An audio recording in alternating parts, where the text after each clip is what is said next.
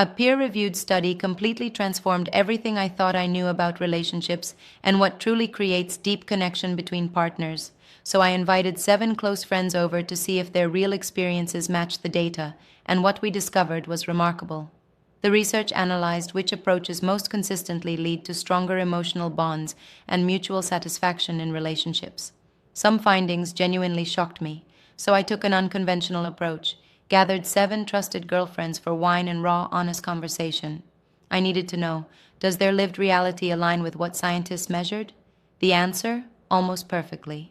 Today I'm sharing what clinical research reveals about connection strategies that deliver results for relationship satisfaction, what my friends confirmed from their own experiences, and the approach that stunned everyone, myself included. One strategy showed unexpected results in the study. The twist? It's actually my personal favorite. I'll explain the paradox. I'm Dr. Zara, your trusted advisor for relationship wellness. We're exploring authentic insights today about what genuinely works for creating deeper connections, backed by hard data and real testimonies. Let's examine the first approach, both research and my circle, validated as consistently effective for building connection, creating face-to-face moments with intentional presence and eye contact. When I brought this up, every woman immediately recognized it. Sarah, 15 years married, identified this as her reliable choice when emotional closeness matters. Her reasoning was precise. Creating space for vulnerability and direct engagement builds optimal conditions for authentic connection. Here's the breakdown. First comes emotional architecture. You're face-to-face, maintaining eye contact. This forges powerful psychological bonds. For women, emotional safety amplifies every aspect of the relationship exponentially. It transcends surface interactions. It's about feeling treasured, wanted, witnessed. Locked gazes intensify every moment together. Now the psychology. When you prioritize genuine presence, not rushing through interactions, but truly being present, you're engaging her heart directly. Dual presence means emotional engagement plus physical nearness simultaneously, the formula most women need. She gets validation and affection combined with quality time. Together, they're exponentially powerful. Research showed significantly higher satisfaction rates when partners created intentional space for meaningful connection. Jessica validated this emphatically. She stressed the presence technique is non-negotiable. Most people wrongly assume more time together wins, but it's actually the quality and intentionality of that time. Creating the right environment is transformative because it signals priority and care. This positions your relationship for maximum emotional resonance during each interaction. Without intentionality, you're likely going through motions where barely any real connection occurs. One friend captured it perfectly. When someone understands being present, really listening, really seeing you, that's when true connection becomes possible. Without it, interactions feel pleasant, but won't create lasting bonds. Remember this principle. Quantity and duration matter less than sustained attention and genuine engagement during your time together. That combination produces repeatable positive outcomes. The second approach, both study and friends unanimously endorsed, is allowing her to take the lead in conversations and decisions. One friend laughed immediately. This is where she controls exactly what the relationship needs. That's precisely the power here. She's leading the dialogue, setting the pace.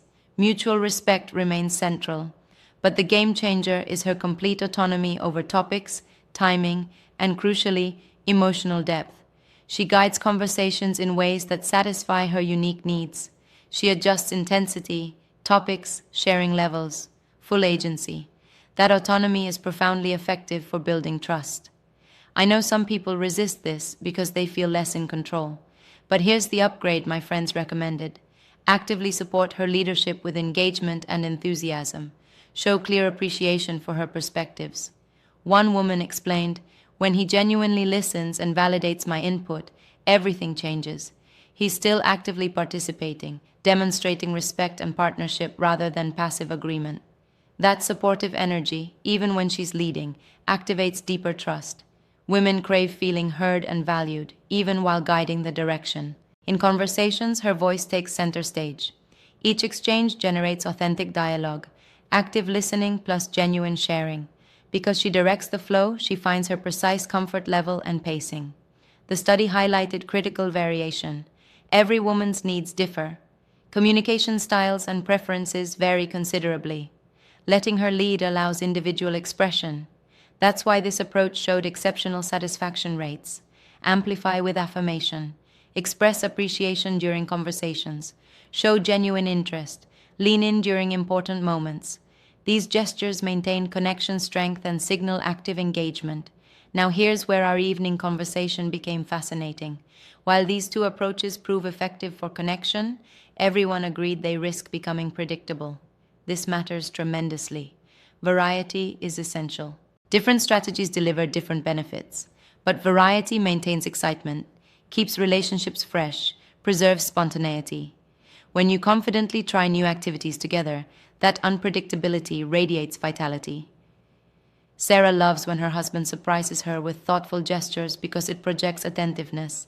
It demonstrates care, creativity, intentionality rather than routine. That spontaneity sustains her interest long term.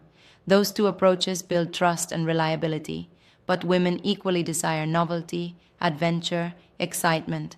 We want unexpected moments, experiences that feel spontaneous and joyful.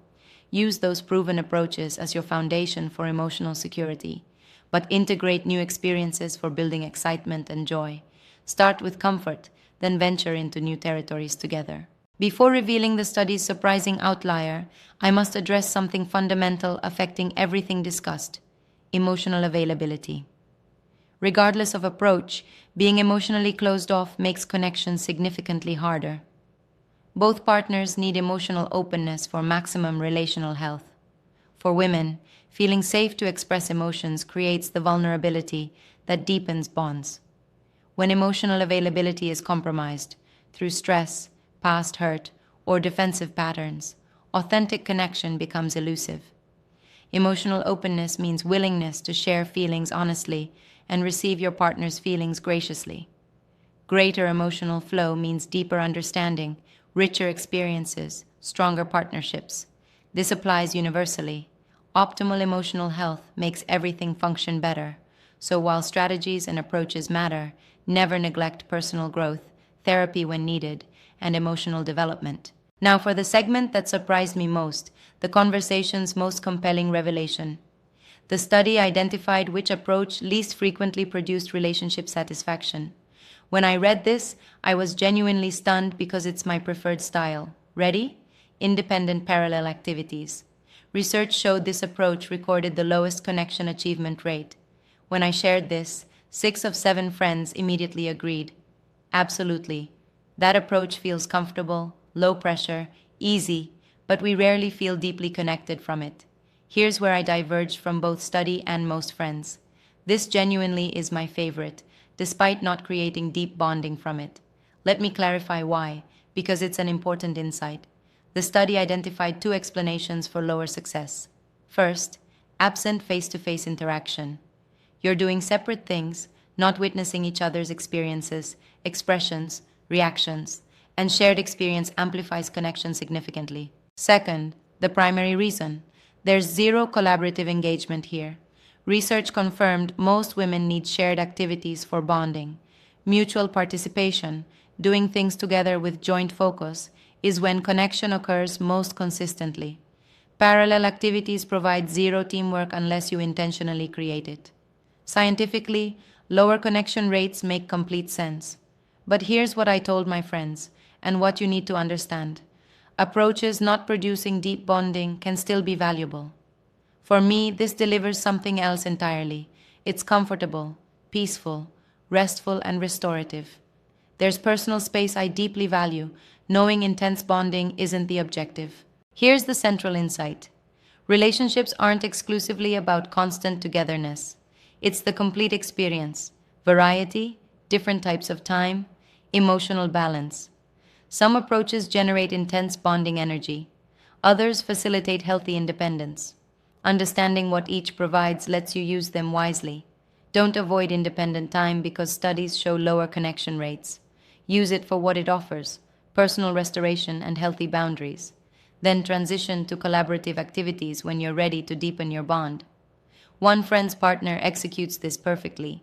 He respects her need for alone time, maintains his own interests, then creates intentional together time for meaningful connection. He understands different approaches serve different relational purposes. Here's the distilled takeaway from research and genuine testimonies. Face to face quality time and collaborative decision making most reliably facilitate relationship satisfaction.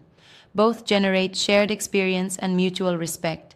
Independent parallel activities least frequently result in bonding because they lack both elements. But that doesn't mean avoiding them. They provide restoration and healthy individuality. Use those proven approaches as connection foundations. Integrate independence for balance, personal growth, sustainability. Understand what each accomplishes and apply intentionally.